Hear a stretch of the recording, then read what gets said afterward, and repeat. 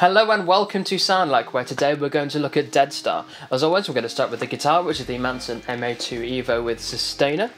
We're going to look at the song, as we always do, from start to finish, all the effects I use throughout each section, the intro, the verse, the chorus, how I dial in these sounds, how each effect interacts with each other throughout the whole song, and how I create my sound for this song. But before we dive into pedal cam, just remember to hit subscribe, hit like, and let's get into pedal cam. Right, so here we are at pedal cam. For Dead Star, I use patch 8. So we'll go through every pedal that is on patch 8, starting with 8. Take that down. We can see patch 8 is using the whammy, prime distortion, and phase 90. Patch B is using the whammy, overdrive distortion, and the phase 90. Patch C is using the whammy, prime delay, and phase 90. And finally at D is whammy, overdrive, delay, and phase 90. Now throughout the song, the patches I use are A, B, and D. Yes, D. C is not used, and we'll get into that later on in the relevant section. So let's do the opening riff. So for the opening riff, it's a huge, massive, powerful riff, so of course we're going to be using the prime distortion. Distortion is all the way up because it needs to be massive. Tone is just almost at 12 o'clock for the delicate balance between crisp and low beefiness. And the output is just right at 12 o'clock because that's the level that works going into Logic. And it sounds like this.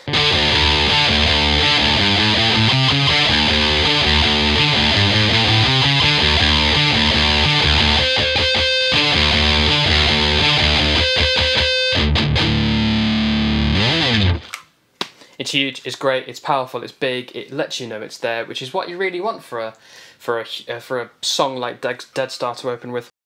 Just before that riff comes in the song, on the studio version it does.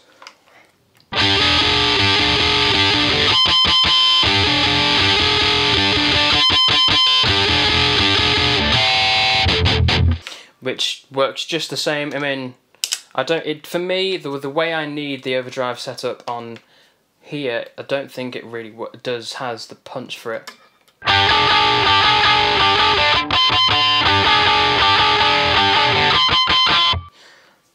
And besides, it's on there for not very long, so there's no point having to switch between two patches pretty early on.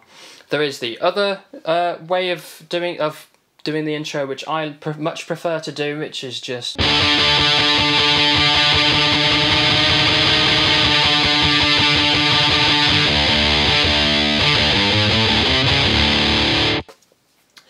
If you are learning this at home, it is entirely down to you, but I would suggest using the same big distortion throughout the entire thing until the verse kicks in. So the intro is pretty simple as long as you know the riff, and as long as you've got a great big huge distortion for this, it works great. So let's move on to the verse.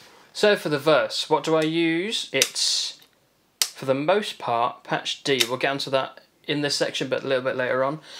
Now, this is emulating the studio version, not the Hullabaloo version, which sounds like this.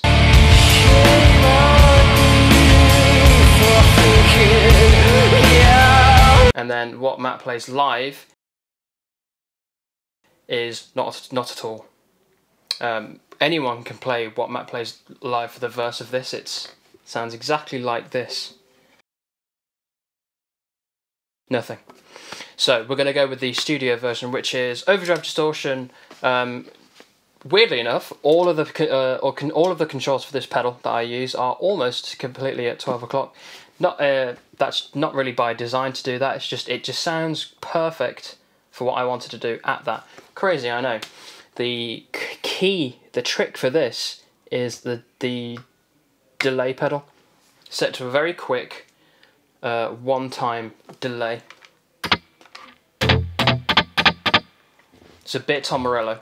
So the trick with this is to combine the delay pedal and palm muting with the chords, and if you play it right, which I hope I will right now, it should sound like this.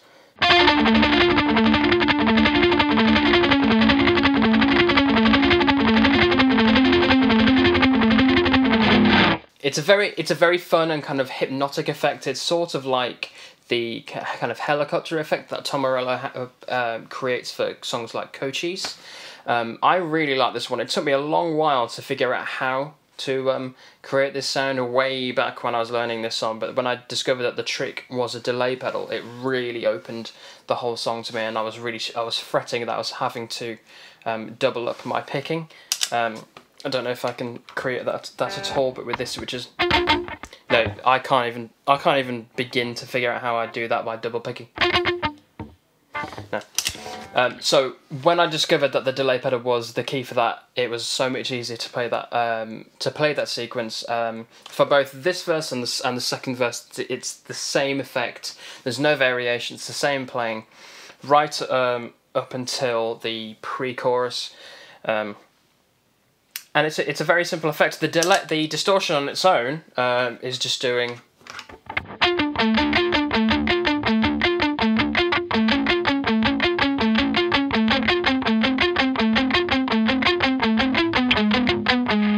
Kind of boring, and it sounds kind of amateurish without it. But then with the delay in it, really kicks it up.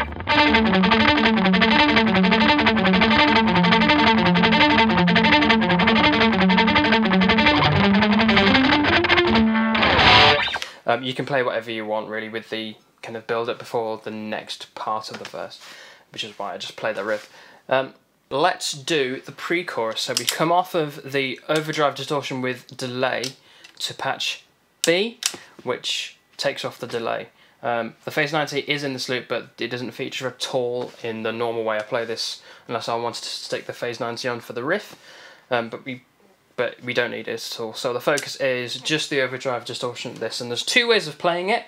The one is the kind of gruntier version, which is just.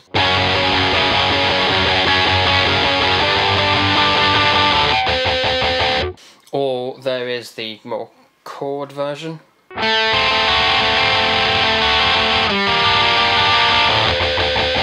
It's entirely your decision what version you want to play, but I would suggest that you use the same distortion right up until the harmonic. I use that as the transition period before going into the chorus, so at the harmonic point I switch on the prime to then get the... to really launch yourself into the chorus. But that's the verse, which is both verse 1 and 2. Throughout the entire song, and the same with the pre-chorus. So let's look into the chorus. So the chorus, we come out of the pre-chorus and straight into it. We go back over to patch A. You want the big distortion for this to really power through, because the overdrive distortion for me is already preoccupied with that. A big muff type sound does not work at all. It doesn't have the crispness to punch through, and it's kind of way too muffly. You want something that's tight to really help you punch through. So the prime distortion for me really works really well. If for any of you at home, just think about using a big powerful distortion, where this should really be a overdrive, but I just like to kick it up between the two so it's not so different, because you really want to kind of keep the drive going, the power going through, and the momentum going through the entire verse. So this is what I use, and it sounds like this.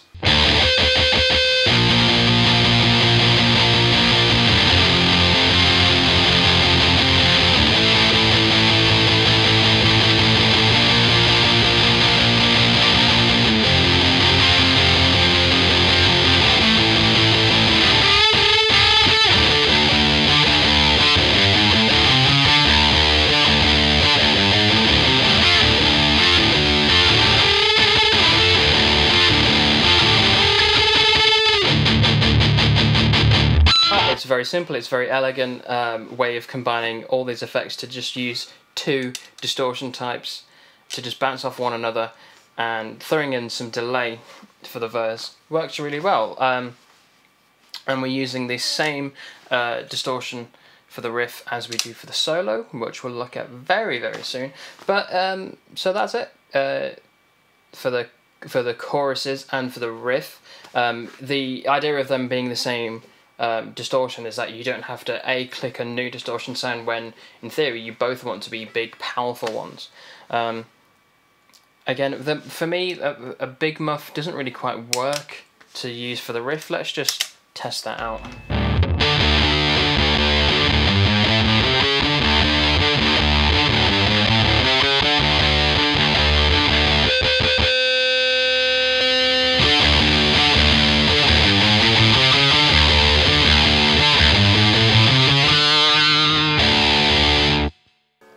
The overdrive, the prime distortion is king for Dead Star. It absolutely is. So we've done the chorus, we've done the verse, we've done the intro. All that is left is the solo.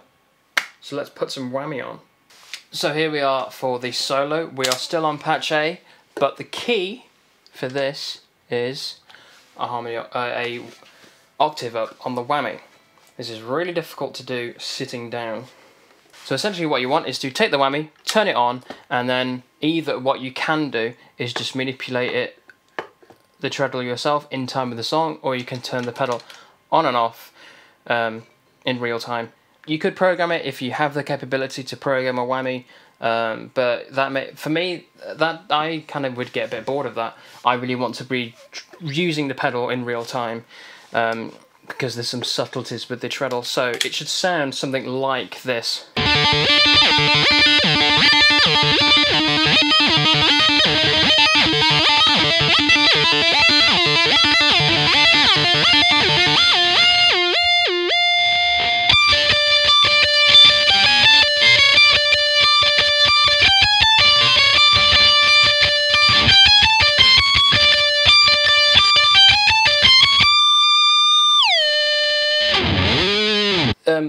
There are two ways of playing that, which is the way I've just shown you, or there is the other way of using the button on and off, which is what I believe Matt did in the Hullabaloo tour era time. So here's a small clip from the DVD.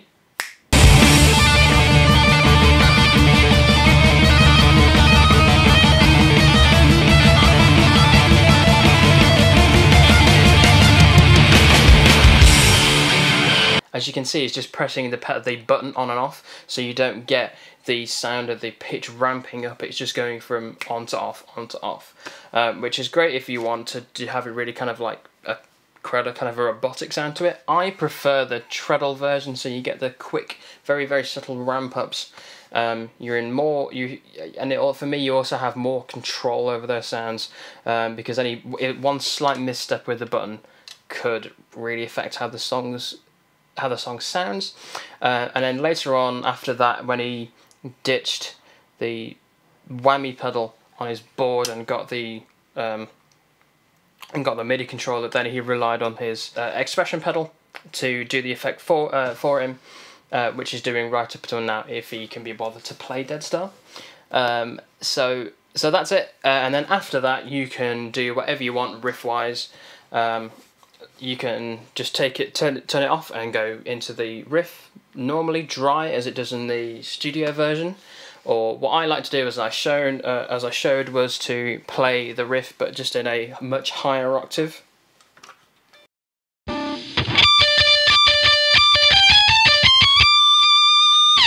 So after you've done the actual solo itself, you can play whatever you want. After that, you can play the normal riff dry, as it is in the studio, or you can play around with playing with higher octaves or on the whammy, however you want. There's a full cover of me playing Dead Star here for you to see how I've done it. So that's Dead Star from start to finish. There's only two different types of distortion or overdrive. Linking them with some delay and some whammy is a very, very simple mixture. There's no secret to it. It's just play those in and you'll get what you want. So let's go to the outro. So that was Dead Star. I do hope you enjoyed that one. As always, do let me know what you thought about it in the comments, and while you're there, hit like, hit subscribe, and maybe tell me what you'd like to see in a future video. It would be great to see what you guys think. But until then, take care, and I'll see you in the next one.